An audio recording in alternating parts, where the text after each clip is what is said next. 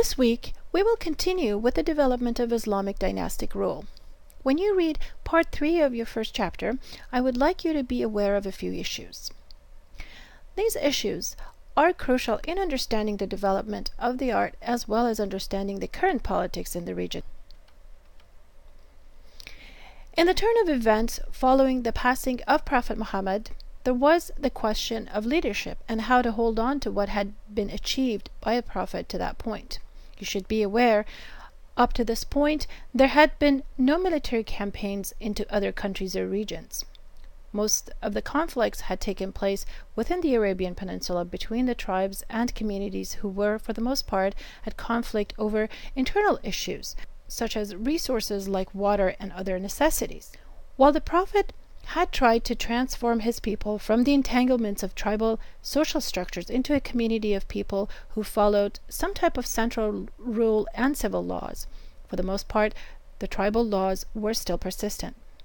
One thing I found to be interesting in these conflicts was that the initial message of equality and promoting individuals' rights did not sit well with the nobility of Mecca and other clans that considered themselves better than everyone else and for the longest time enjoyed a privileged life. They were determined to take back their eminent positions, and for this reason began a series of campaigns by attacking and promoting violence. There was also the issue of those tribes and cultures, including some of other Abrahamic traditions such as the Jewish inhabitants in the region, who had invited Prophet Muhammad to mediate and help resolve their own internal conflicts. Upon Muhammad's successful negotiations and pacts, and while he was still alive, they had been able to enjoy a period of peace and tranquility. After his death, however, they felt the contracts were no longer binding. Since Muhammad was gone, they went back to the old ways. For a brief while, there was a fear among Muslims and the Prophet's inner circle that all was going to be lost. The development of the caliphate system, first by the early caliphs, the Al-Rashidun, and of course later by the Umayyads, who took the governing system to the next level by emulating the Byzantine and Persian models, was the beginning of the formation of what was to be an empire within only a few decades.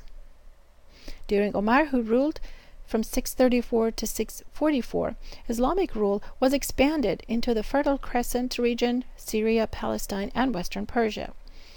If we trace back the production of the arts, we will notice that there is a correlation between the formation of the art that is later dubbed as quote-unquote Islamic and the development of Islamic first dynastic rule in the hands of the Umayyads. To be sure, nothing of significance was created or built during the early caliphs, the Al-Rashidun, simply because they were pursuing different objectives than the Umayyads. Here, I want you to think about how those objectives were different. Once the dynastic rule was established, the model of the Prophet's leadership merged with the dynastic and imperial ruling system. One thing I have to mention here is that Prophet's role in delivering a message of equality with a higher spiritual goal to people is often misunderstood and confused with his later role as a political leader. It is imperative to remember the political aspect of the Prophet's life evolved out of what people collectively deemed necessary and decided. And yes, that means they voted and called on him to help achieve peace between them, since he had earned a reputation of being a trustworthy man among his people.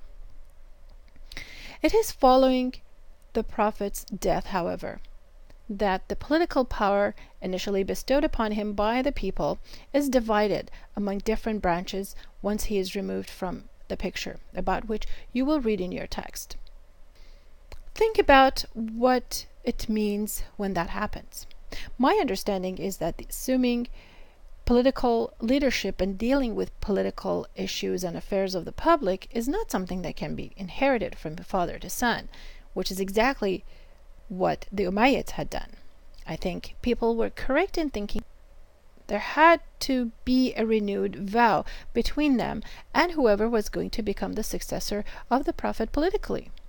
For whatever reason, the spiritual and the political aspect of Islam remained intact and in one person throughout the early caliph's years and later, despite serious objections by the Shiites, and transferred to the dynastic rule that was formed by the Umayyads, who ultimately were supported by the Sunnis. I mentioned earlier that the Umayyads used the leadership position of the Prophet and merged it with the imperial models of Byzantine and Persian Sassanians. One look at their early coins and building programs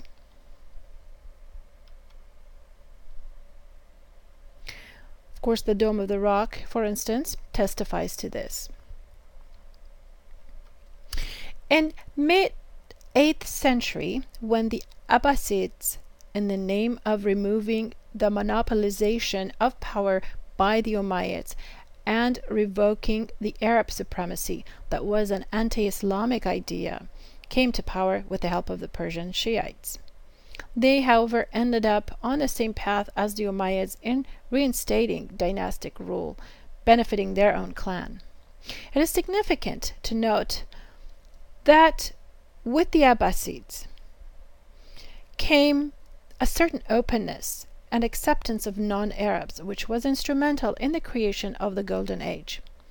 In comparison with Umayyads, who eclectically copied elements, models, even rituals from the imperial courts next door, the Abbasids' reign brought about an environment suitable for flourishing of the arts and sciences, while founding new cities supported by well-developed philosophical theories.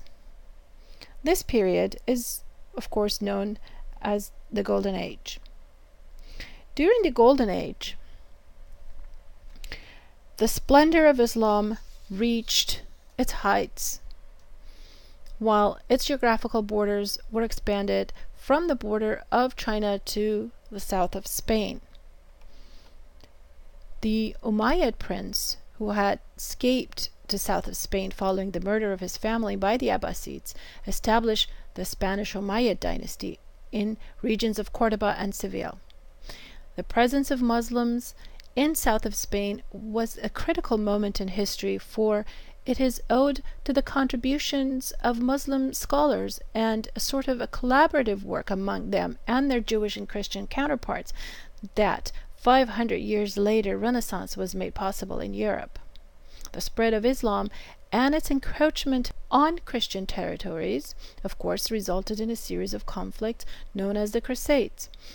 But the encounters, albeit violence and destructions, were significant because they led to the exchanges of many things. Following the First Crusade, Christians became aware of the quality of life enjoyed in Muslim lands.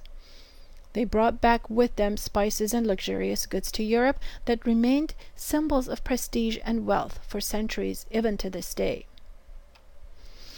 As far as the art is concerned, look closely at the architecture of various periods brought together as examples, from Spanish Umayyads to Fatimids and Mamluks, from Ilkhanids to Timurids, the Safavids and the Ottomans, and also compare the Western and Eastern styles of architecture. Note wherever buildings were being built, local culture and artistic traditions were being fully utilized. The rivalry between the Islamic imperial rule and the Christendom continued until the First World War and the fall of the Ottomans, about which you will read a brief discussion in Chapter 8. I will discuss these examples in their appropriate chapter.